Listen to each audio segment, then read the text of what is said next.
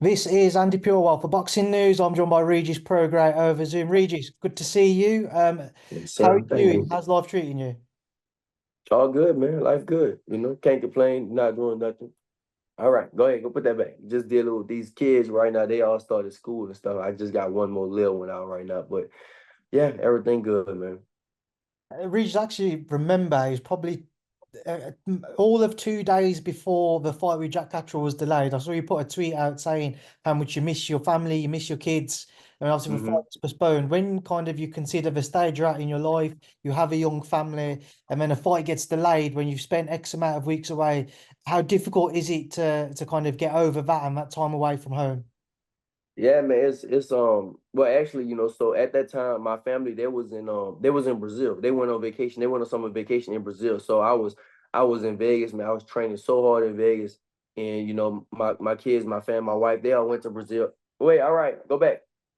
They all went to Brazil. So I was just like, man, it's just really, really that really upsetted me. And then, at the same time, man, I came out of pocket. I went to Vegas, I invested in myself, I came out of pocket, you know, no Matchroom never gave me no type of money or nothing like that. I just came out of my own pocket to go to Vegas, invest in myself, and I went out there and trained, and then it just gets postponed. So I feel like, maybe I don't know if Jack actually got hurt or not, or is it just a ploy just to get me off of my game? But um, I mean, for me, it is what it is, and I'm not gonna stray away from the challenge because I still want the fight. This still is a fight that I want, and I feel like this is the best fight in the division besides the belts. So that's why I'm like, yeah, I stuck with it, but I did come back. I came back to Texas.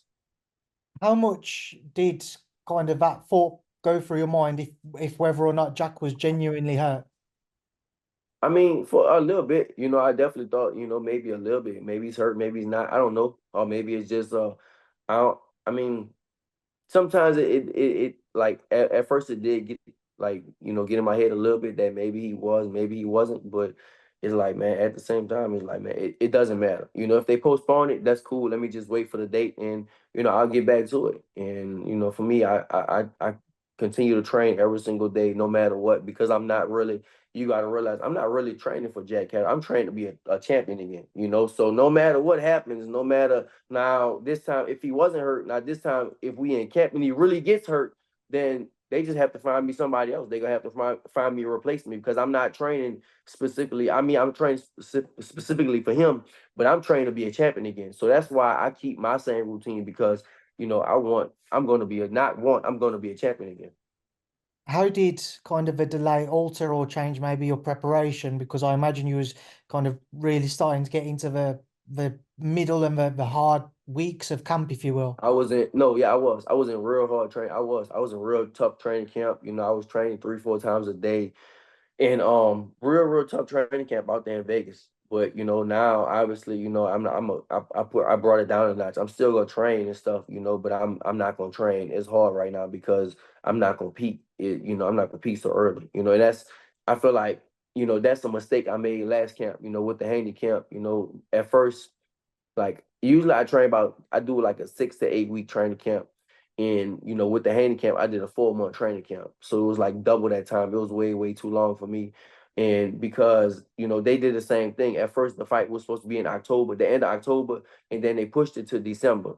So that whole time, like I was training the whole time, and I think that I definitely felt like I had, just I needed a mental break from it. A mental I just overtrained mentally. Not really physically because, I take care of my body and stuff, but as far as mentally, I definitely feel like I overtrained. But that's a mistake I'm not gonna make this time.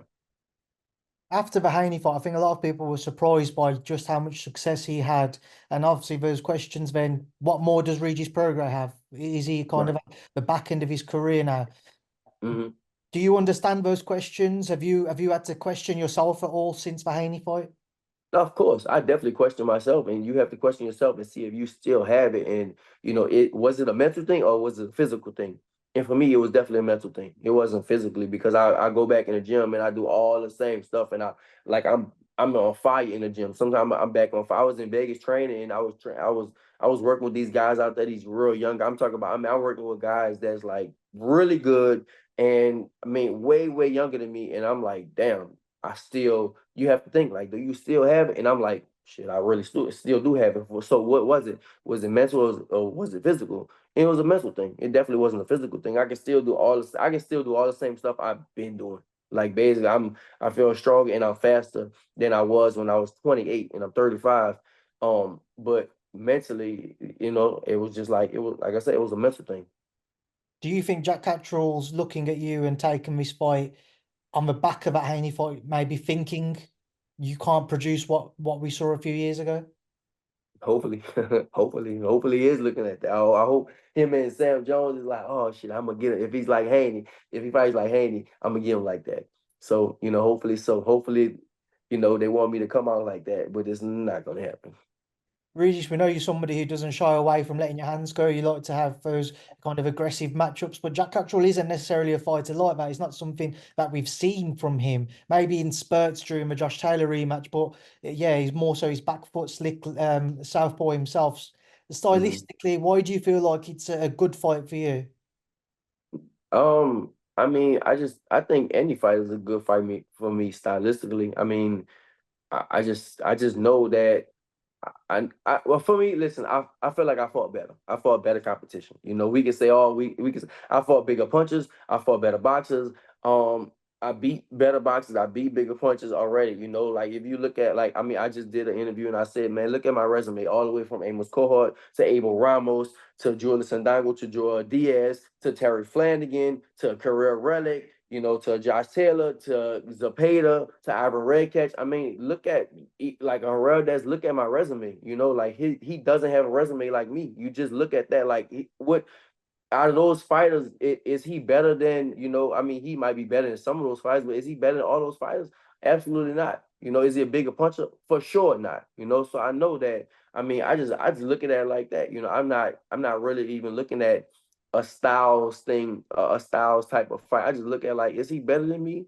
Absolutely. I know he's not better than me, and I just look at it like that. I'm not worried about, all this other stuff and his jab and his footwork and his head move. I'm not looking at that. I'm just looking at like, is Regis Prograis better than Jack Catterall? If you look at the resume, of course, and it's nowhere close. How do you look to make this fight, Regis, then one which benefits yourself, one which benefits the way that you want it to go and to suit your style? Just go out there and do me, be me. That's the thing. I can do a bunch of different things in the fight. Like I said, I named all those fighters, and if you look at, I fought different against a lot of different fighters. So whatever he brings, then I'll have to bring something out. Basically like better in me that'll counter attack what he's doing.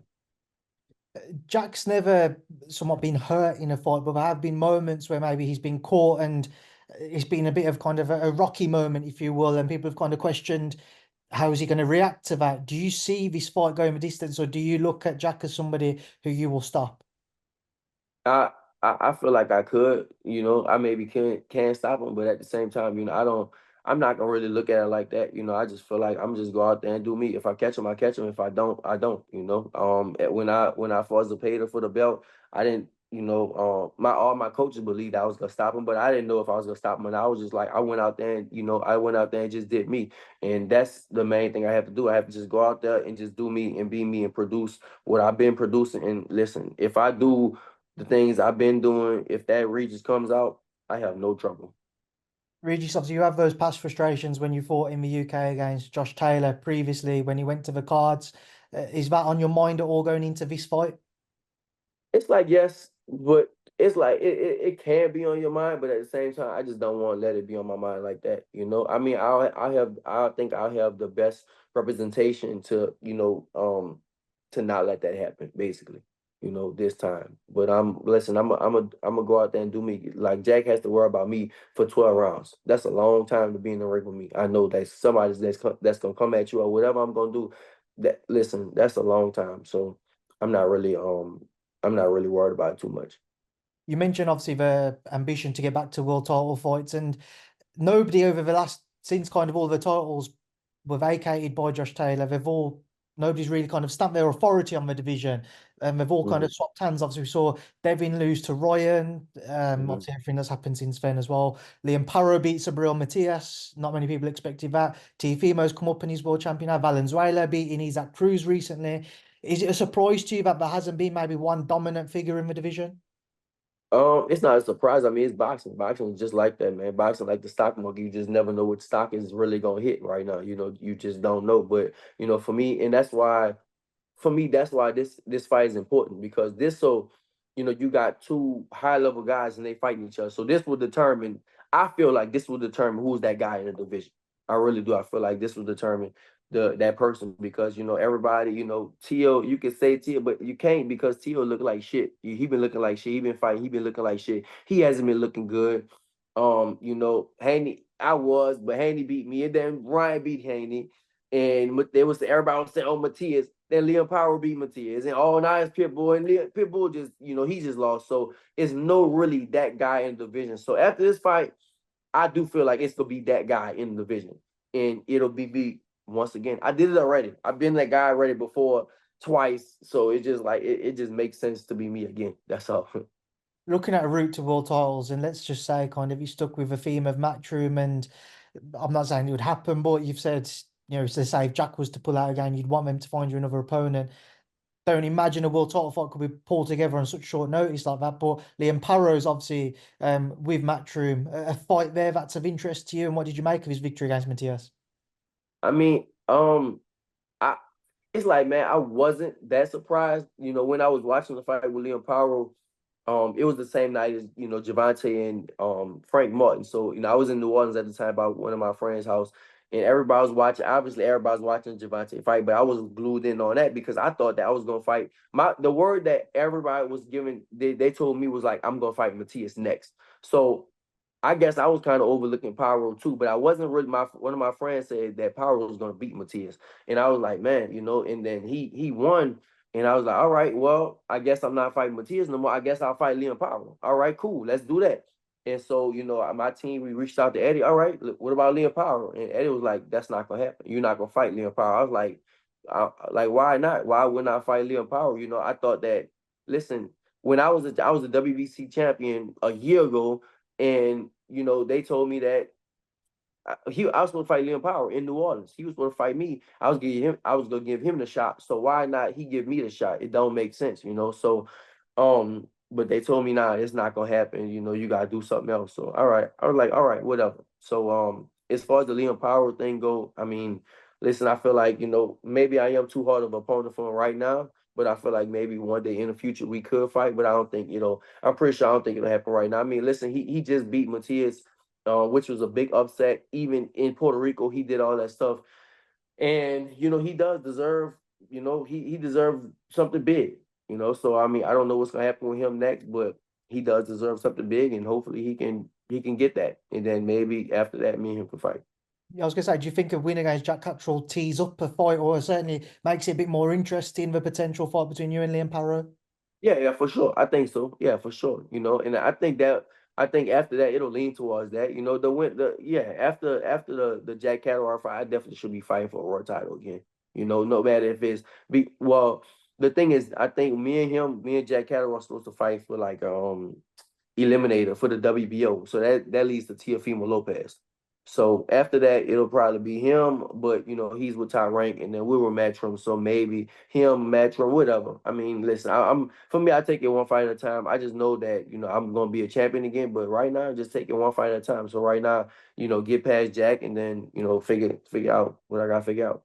You've also said you haven't been that impressed by Teofimo Lopez, his most Mhm. recent performances. A lot of people have kind of criticised him recently as well. What would you make of a fight between the pair of you, and why do you think it is that maybe he hasn't produced that kind of standout performance recently? I mean, at first, listen, at 135, I thought Tia was the guy. I really thought he was the guy out of him and Devin and Ryan and Tank. I thought he was the guy. But now he's just not. You know, it's just like he looks good and then he looked like shit for a long time. So I don't know, maybe it's a mental thing. I don't know, but he does definitely have skills, but he looked good against Lomachenko, he looked good against Josh Taylor.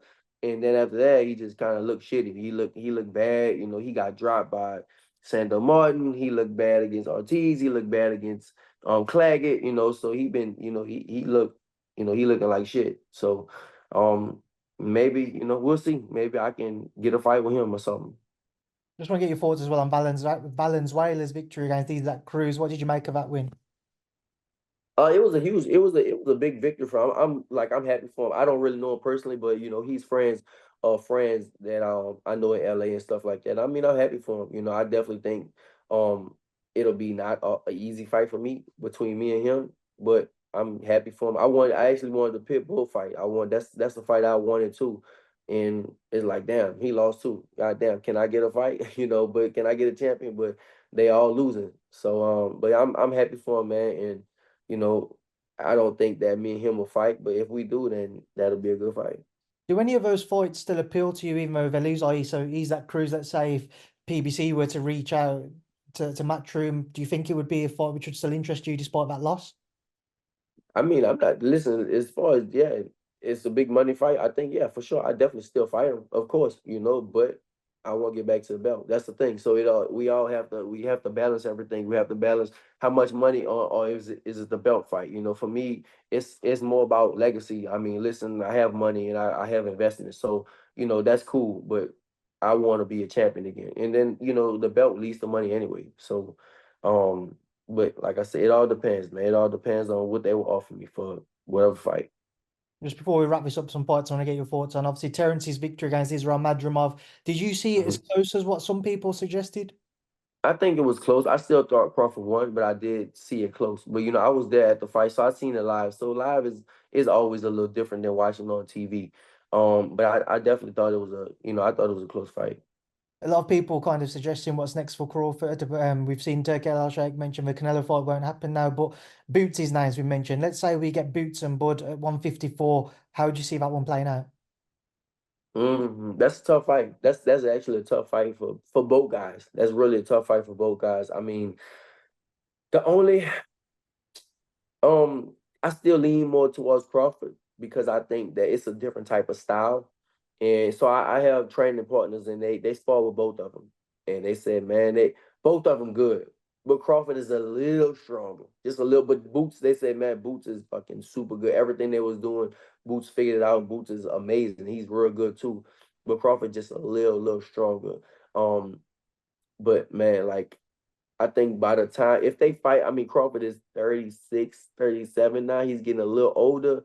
So it might be a little tough for him. And then with the style Boots has, but I mean that's actually a really good fight. I wouldn't for me, I would rather see that fight than the Canelo fight anyway. I mean, I wouldn't want to see a Canelo. I think Canelo's just too big for Crawford.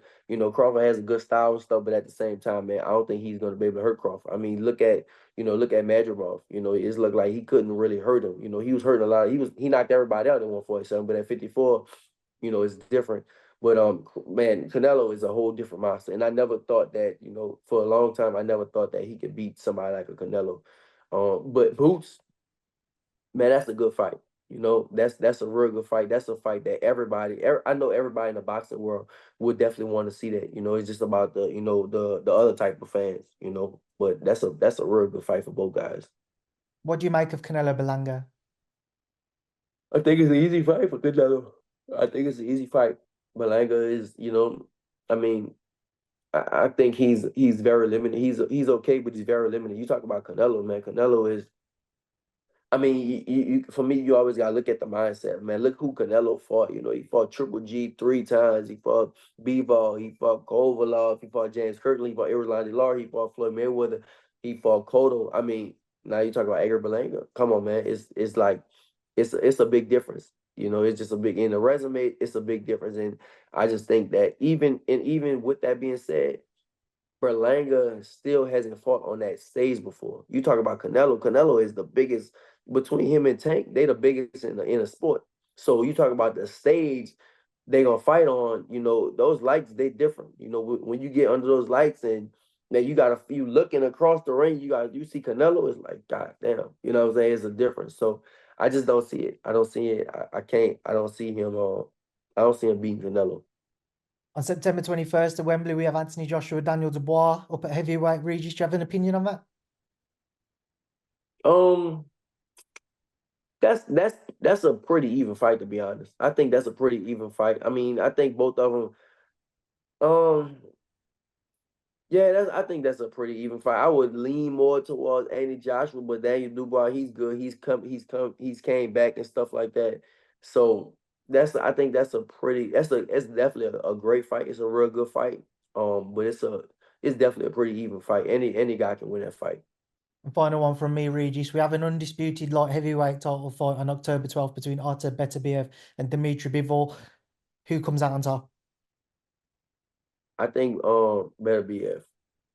Yeah, I think Would you say Beterbiev. that? And only because when I was in Vegas, I was with somebody that sparred him, and he said, "Oh my God, that dude is." He said, "Man, sparring with him 4 rounds is like fighting 20 rounds. Like he's just a monster." He was like, "Man, he gonna." I think he sparred with him and Bivol. He was like, "Man, he was like, man, better be a absolute killer. He's a monster." So I would lean towards Better BF. Regis, pleasure to catch up with you. Enjoy the rest of your camp, and I'll see you over in Manchester for the October fight now with Jack. Yeah, Manchester, yes, sir.